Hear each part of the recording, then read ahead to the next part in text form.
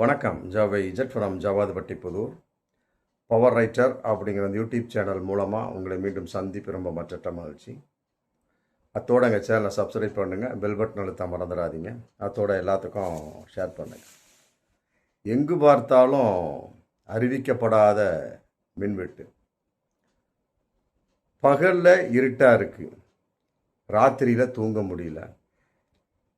சரி, ராத்திரியில் தான் மின் ஒரு இதாக பற்றாக்குறையின் அடிப்படையில் இசோ ஏதோ ஒன்று போயிட்டுருக்கு. எந்த ஒரு விளக்கமும் கிடையாது. முதலமைச்சர் அப்படிங்கிற பேரில் விஜய் வாயை திறந்து விளக்கம் சொல்கிறாரா? அதுவும் கிடையாது. சரி, மின்துறை அமைச்சர் நிர்மல்குமார் சொல்கிறாரா? கிடையாது. அதெல்லாம் ஒரு பற்றாக்குறை. மற்றபடி அங்கே பராமரிப்பு போயிட்டுருக்குதுங்க. ஒரே அசால்ட்டு, வேற ஒன்றும் கிடையாது. ஏன்னா அவர் ஏசியில் இருப்பார் போல இருக்கு. நம்மள மாதிரி ஆட்கள்லாம் சாதாரணமாக ஃபேனு கீழே உட்காந்துருக்கிறதுனால எப்பயாவது ஒரு தடவை நம்ம ஏசியை போடுறோம். அதன் அடிப்படையில் இருக்கக்கூடிய சமயத்தில் எங்கு பார்த்தாலும் ஏசி பெருத்து விட்டது. அதற்கு தகுந்த மாதிரி மின் பற்றாக்குறை இருந்து கொண்டிருக்கிறது. இதெல்லாம் பார்க்கக்கூடிய சமயத்தில் கட்டாயமாக இப்படிப்பட்ட இருட்டு ஏற்படும் அப்படின்னு அவர் ஒரு கணக்கு சொல்கிறார். ஆனால் இதுக்கு முன்னால் ஆண்டு கொண்டிருந்த திமுக ஆட்சி எப்படி பண்ணாங்க அப்படிங்கிற கேள்வி வருதில்ல. எல்லாரும் வீட்லேயும் ஏசி இருக்குது, எல்லாரும் போட்டான். எல்லாரும் பகல்லையும் ஏசியை போட்டான், ராத்திரிலையும் ஏசியை போட்டான். நிம்மதியாக தூங்குறான், நிம்மதியாக தூங்கலை. ஏதோ ஒன்றுங்க, கரண்ட் பற்றாக்குறை இல்லாமல் 5 வருடமாக 2021 2026 வரைக்கும் திமுக ஆட்சியில் எப்படி இருந்தது? ஏதோ 1-2 கட் ஆகும் அந்தந்த நேரத்துக்கு, அவ்வளோதான். மற்றபடி இந்த அளவுக்குலாம் இல்லை. இருக்குதா இல்லையாங்க, அதை விளக்கம் சொல்லக்கூடிய அளவுக்கு தகுதியான ஆள் இல்லை. ஆனால் மின்வாரிய தலைவர் மற்றும் நிர்வாக இயக்குனர் ராதாகிருஷ்ணன் ரொம்ப தெளிவாக சொல்லியிருக்கிறார். உண்மையிலே பாராட்டக்கூடிய விஷயம். ஒரு மின்துறை அமைச்சர் சொல்லாத ஒரு விஷயத்தை, மற்றபடி ஒரு முதலமைச்சர் சொல்லாத ஒரு விஷயத்தை அவர் தொகுதியிலேயே நைட்டு ஃபுல்லாக ஒரே போராட்டம், ஒரே முற்றுகை போராட்டம், சண்டை. ஆமாம், இதுக்கு தான் உங்களுக்கு ஓட்டு போட்டோமா அப்படின்னு ஏகப்பட்ட கிராஸ்டேக் கேள்வி பெரம்பூரில். அந்த அளவுக்கு போயிட்டுருக்கு. திருச்சி கிழக்கு தொகுதியில் அப்படி தான் அவ்வப்போது. அதோடு சேர்ந்து பாலியல் வன்கொடுமைகள், பாலியல் பலாத்காரங்கள். சென்னையில் ஏகப்பட்ட மின்கட்டு. இதே நேரத்தில் தாவேகா ஜெயிச்சது சென்னையில் தான் அதிகம். 16 தொகுதியில் 14 தொகுதி ஜெயிச்சிருக்கிறாங்க.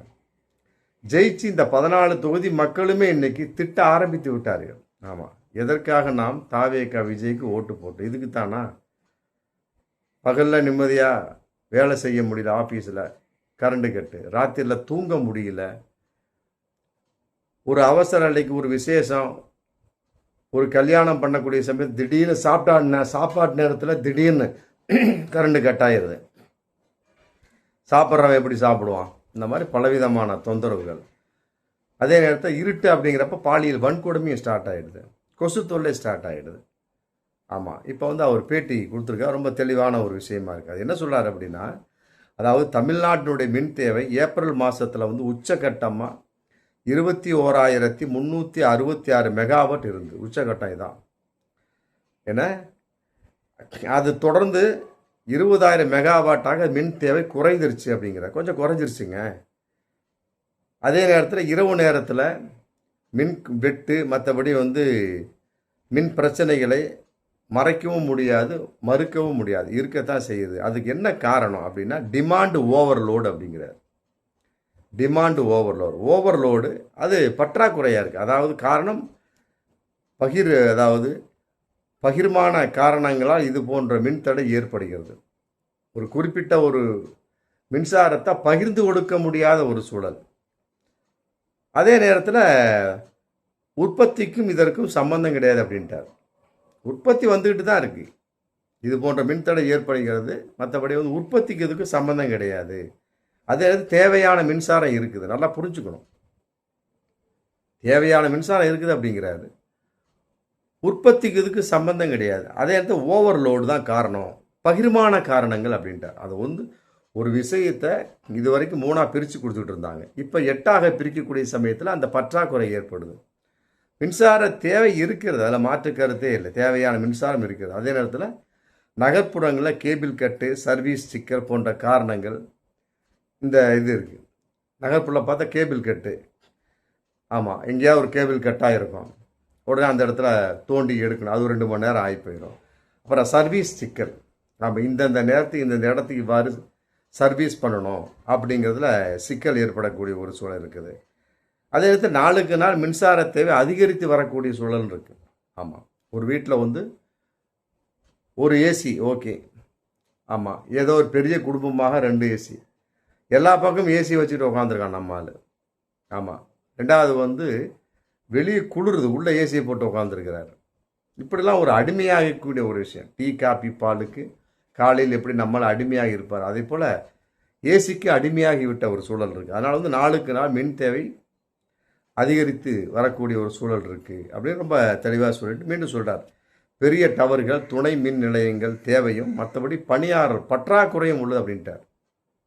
பணியாளர் பற்றாக்குறை, அதை வந்து SD நிர்மல்குமார் ஒரு வார்த்தையை சொன்னார், அது மட்டும் சொன்னார் தெளிவாக. 21,000 சில்லற பணியாளர்கள் தேவை, இந்த வருஷம் எப்படியாவது ஒரு 12,000 போட்டுறணும் அப்படின்னு சொல்லியிருக்கிறார். அந்த அளவுக்கு பணியாளர் பற்றாக்குறை தேவை. மற்றபடி பெரிய பெரிய டவர்ஸ் இல்லை நம்மள்கிட்ட அந்தந்த ஏரியா. மற்றபடி துணை மின் நிலையங்கள் அதுவும் இல்லை. மற்றபடி வந்து பணியாளர்களை பணி அமர்த்துவதற்கு உண்டான நடவடிக்கை எடுக்கப்பட்டு வருகிறதுங்க, அதில் மாற்று கருத்து இல்லை. பணியாளர்கள் எந்த அளவுக்கு பண்ணணும் அப்படிங்கிறது இதே மாதிரி ஒரு 3 வாரத்துக்கு முன்னால் சவாலாக இருந்து இந்த அளவுக்கு இல்லை, இந்த 3 வாரமாக அந்த சவால்களை நம்ம சீர் செஞ்சிட்டோம் அப்படின்னு கூட சொல்லிட்டு, மற்றபடி இந்த மாதிரி நடவடிக்கை எடுப்பதன் மூலமாக பிரச்சனை குறைஞ்சிக்கிட்டு வருது அப்படின்னு சொல்கிறார். அதே நேரத்தில் தமிழ்நாட்டில் வந்து மொத்தம் 5 லட்சம் மின் மாற்றிகள் இருக்கான், டிரான்ஸ்ஃபர் மாற்றிகள். தமிழ்நாட்டில் 5 லட்சம் மின் மாற்றி இருக்குது. மற்றபடி 20,000 மெகாவாட் தேவையுள்ள நிலையில் மின் உற்பத்தியை அதிகரிப்பதற்கான நடவடிக்கை எடுக்கப்பட்டு வருகிறது. 20,000 மெகாவாட் தேவை அப்படிங்கிறப்ப அதுக்குண்டான நடவடிக்கை எடுக்கப்பட்டு வருகிறது. மற்றபடி தண்ணீர் பற்றாக்குறை காரணமாக மின் உற்பத்தி குறைஞ்சிருக்கு. இந்த புனல் மின்சாரம் சொல்கிறாங்க பார்த்தீங்களா, அதனால் தண்ணீர் பற்றாக்குறை காரணமாக அது சம்மந்தப்பட்ட இது என்னது. அதே நேரத்தில் பவர் கிரிட் 24 மணி நேரம் கண்காணிக்கப்பட்டு வருகிறது. இருந்தாலும் வந்து அதை ஈக்குவல் பண்ண முடியாத ஒரு சூழல் இருக்குது. அதே நேரத்தில் பகல் நேரங்களில் 7,000 மெகாவாட்டு மின் உற்பத்தி, பகல் நேரங்களில் 7,000 மெகாவாட் மின் உற்பத்தி சோலார் மூலமாக கிடைக்குது. ஆமாம், அது இல்லைன்னா அவ்வளோதான், அந்த அளவுக்கு கிடைக்குது. கோடை காலங்களில் சந்திக்கக்கூடிய மின் பற்றாக்குறையை தீர்க்க நடவடிக்கை எடுக்கப்பட்டு வருகிறது அப்படின்னு சொல்லி ரொம்ப தெளிவாக ஒரு பேட்டி கொடுத்துருக்காரு. இதில் ஏகப்பட்ட விஷயம் இருக்குது. இதே தான் வந்து திமுக அரசும் இருந்தப்போ இருந்தது. ஆனால் அவர் எவ்வாறு அதை கையாண்டார்கள் அப்படிங்கிறது தான் அனுபவத்தின் வெளிப்பாடு.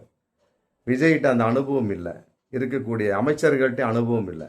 ஆனால் இவர் அப்படி இல்லை, அனுபவமான ஆள். திமுகவில் இருந்திருக்கிறாரு, திமுகவில் பலவிதமான பொறுப்புகள் இருந்திருக்கிறார். யார்? ராதாகிருஷ்ணன். ஆமாம், அதனால் இவர் அனுபவமானவாள். ரொம்ப தெளிவாக அழகாக ஜம்முன்னு ஒவ்வொன்றையும் விளக்கமாக பேசிட்டார். இந்த தாவேகா இதில் வந்து மின்வாரிய தலைவராகவும் மற்றபடி நிர்வாக இயக்குனராக இருக்கிறார். தமிழகத்துக்கு இவர் தான். இந்த மாதிரி ஒரு பொறுப்பான ஒரு பதில் வந்து ஒரு தாவேகாவில் அதிகாரிகள் சொல்கிறாங்க, அது வேறு. ஆனால் அரசியல்வாதியாக இருக்கக்கூடிய மின் வாரிய அந்த அமைச்சர்களோ மற்ற யாருமே சொல்வதில்லை. குறிப்பாக முதலமைச்சர் விஜய் கூட இவருக்கு தெரியும், அவருக்கு இந்த அளவுக்கு தெரியுமானே தெரியல. அந்த அளவுக்கு இருக்கக்கூடிய சமயத்தில் அப்புறம் மக்கள் வந்து அவர் என்ன பண்ணுவான், கரண்ட் இல்லை, பெரம்பூரில் கரண்ட் இல்லை, திருச்சி கிழக்கில் கரண்ட் இல்லை, உன்னையும் நம்பி தான் ஓட்டு போட்டோம் சொல்லிட்டு தான் தெரியுவான்.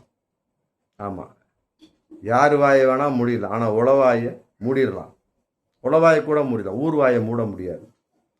ஊரில் உள்ள எந்த அளவுக்கு சொல்கிறான் அப்படிங்கிறது ஒரு பக்கம் இருந்தாலும் அது எந்த அளவுக்கு இருக்கக்கூடிய தாவேக அரசு ஏற்று செயல்படுகிறது அப்படிங்கிற கேள்வியும் இருக்குது. பார்ப்போம் மீண்டும் அடுத்த வீடியோ. நன்றி.